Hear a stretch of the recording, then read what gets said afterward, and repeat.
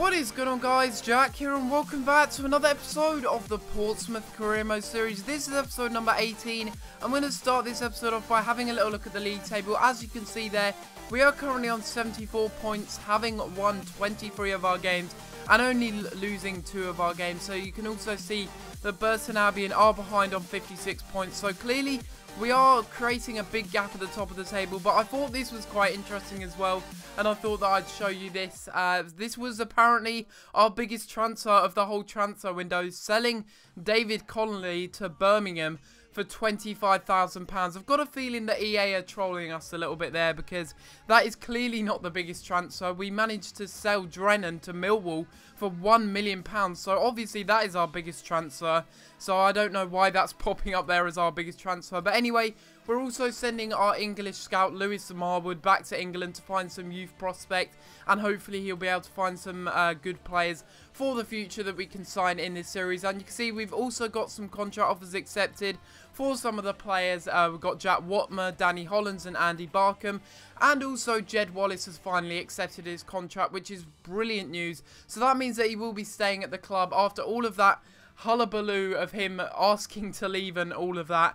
He decided that he wanted to stay. Nothing even happened in the transfer window. Despite asking to leave, he still actually stayed. No transfer offers came in apart from some loan offers, which, well, I didn't even accept them in the end because he was going to be staying at the club after all. So it's a little bit weird. Not really sure what was going through his head, but nevertheless, it doesn't really matter. The most important thing is that he's still at the club, and that is the most important thing. That's probably our biggest thing in the transfer window, just keeping Wallace and making sure that he was still at the club, because that is a real big coup for us, because he's a good player and he's got a lot of potential in him. He's still not at his full potential.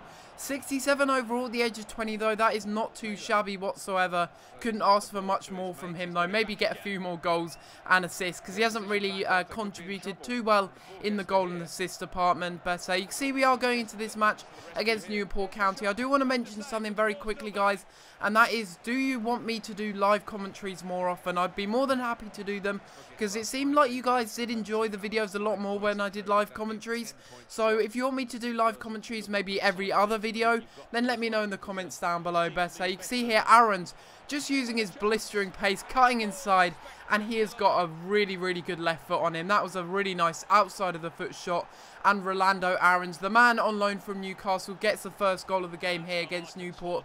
But yeah, I was just wondering if you guys did want me to do more live commentaries in this series, because like I said, you guys seem to enjoy them, so maybe I do them like once every other episode, if that makes sense. So I'll do one live commentary for one episode, and then the next episode would just be a post commentary. You guys let me know what you prefer in the comments down below, and I will get on doing that, because of course I did say you guys do enjoy the live commentaries, but I'm not really sure where you guys feel, or where you guys are at basically with your opinions on the live commentaries and the way I do the videos and set them out. I may just leave them for leave the live commentaries for the transfer window, and of course the important matches such as cup finals, etc. and all of that. But you guys let me know in the comments down below. You can see we score a goal there with Ryan Taylor to make it 2-0 in this match, getting his 11th goal in the Football League 2. But unfortunately Wallace did get injured in the build up to that goal, which is a little bit of a shame.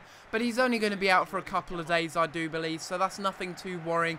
Just a little bit of a hamstring problem there for him, but he won't be out for long whatsoever. We get a free kick here. We give it to Matteo Poliak, and unfortunately we hit the crossbar so close to going into the back of the net, and we could have made it 3-0 there. But it was Newport that would get a chance in the game after that free kick took place, and I have no idea what happens here. But as you can see, they go for a header.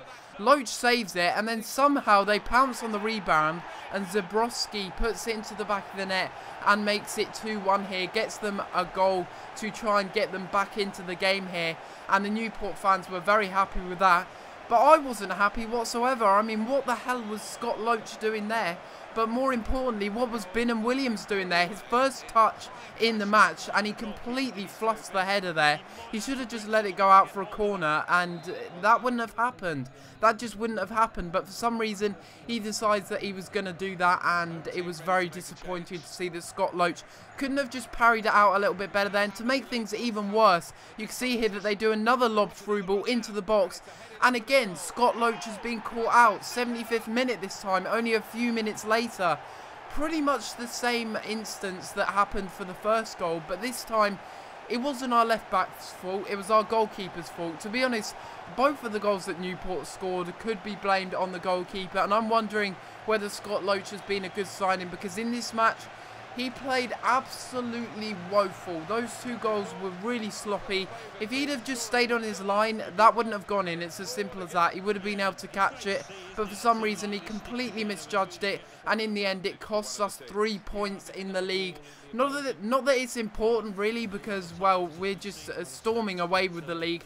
We're on about 75 points now, I do believe, after this match. So really, it doesn't really matter too much, and I may actually sim to the end of the season if we get close enough to the title. I'd say if we get a 20-point gap, then I think it's fair to say that we have definitely won the title for this season in the end Power League 2. But nevertheless, we are going into another game here, and it will be against Stevenage. I am going to go ahead and sim it.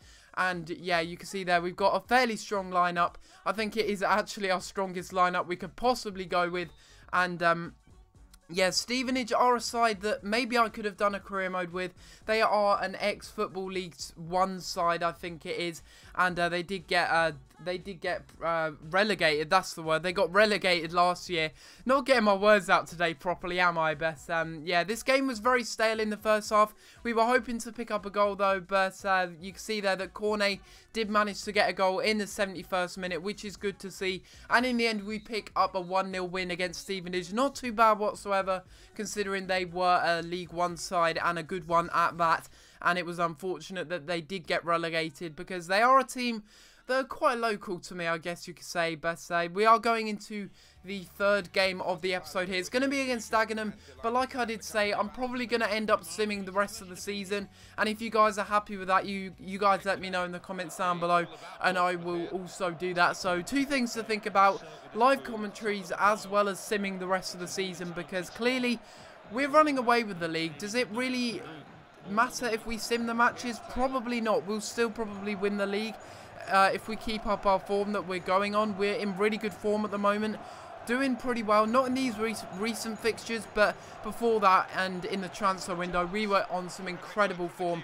I put this match on Legendary here against Dagenham, and the previous matches were, of course, on Legendary as well. But this match would be on Legendary, and it was a match that I really did struggle in. Dagenham and Redbridge, very difficult to break down on Legendary, it turns out, and I really couldn't create too much in the game. Big Romana doing an over-the-top through ball all the way to Taylor in the 90th minute, but unfortunately the goalkeeper and the defender manages to get there in time and clear it away in the 90th minute. That was a good chance for us to get the win, but unfortunately they did make a good interception there and make sure that we didn't score. That probably would have been a goal, but unfortunately we couldn't score on our only shot on target in the whole match. So clearly I've got some work to do whilst playing on Legendary. Not doing too well defending wise. They did have quite a few chances compared to the amount of chances that I did have, but that still means we are on 79 points, I believe. So yeah, that is pretty decent.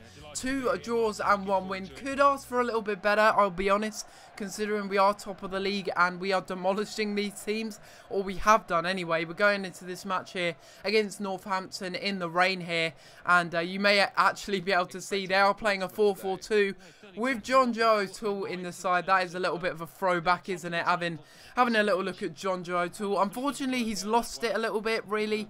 He's not really got the potential that he did have last year. Not that he had much potential, but nevertheless, he's still not the same player that he was last year. But you can see the first chance in the game did come in the 3rd minute. We tried to tramp it across goal, but unfortunately, the defender just manages to get there, and Taylor's pass was a little bit too far for the player to get to. I think it was Cornet who was trying to get to that, but unfortunately he couldn't quite get to that. And then we make a silly mistake there with Butler, our left back, who hasn't really been getting in the side too often recently, and it's a good save by Loach, and the follow-up is caught by him, and the score remains at 0-0. But Butler really hasn't been getting in the side recently. He's not really the best of left backs. I may actually end up selling him, although he has got a little bit of potential on him, as we pick up a penalty here in the 40th minute here, and it's Andy Barkham creating the space, and we managed to pick up a penalty after the Northampton defender takes us down. It's Diamond. I do believe that's Tim Diamond. I may be wrong, but I think that is Tim Diamond. I could be wrong though, not too sure about that. And in the rain, we do manage to pick up a penalty. It's Taylor who would step over it. Our number 9, our trusty striker, who really, I was actually looking to sell in the January transfer window, but I don't think I will now. I think he'll be with us for a long time because he's a really good striker and he's got everything you want. He's even good at taking penalties, as he scores that one there and makes it 1-0 in the 42nd minute there. And that is a nice goal there from Taylor, getting his 12th goal in the Football League 2, and really he's been a good striker this season.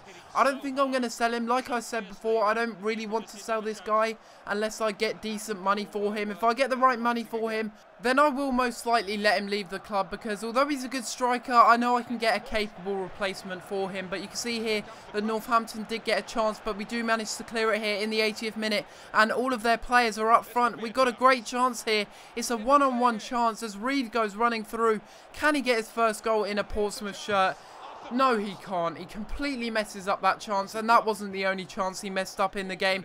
He's not really a good finisher, I've noticed that. He's very weak in the finishing department. Although he's very strong and fast, I don't think he's going to be a good finisher for us, although he is 3 overall points higher than Elliot was, so I guess it's a good replacement nonetheless. But anyway guys, this is going to be the end of the episode. Hopefully you have enjoyed, and if you are, please be sure to leave a like on the video and subscribe if you haven't already, as it really does help out my channel. But other than that guys, I'm going to have to leave it there, and I'll see you next time for another video. Thanks for watching.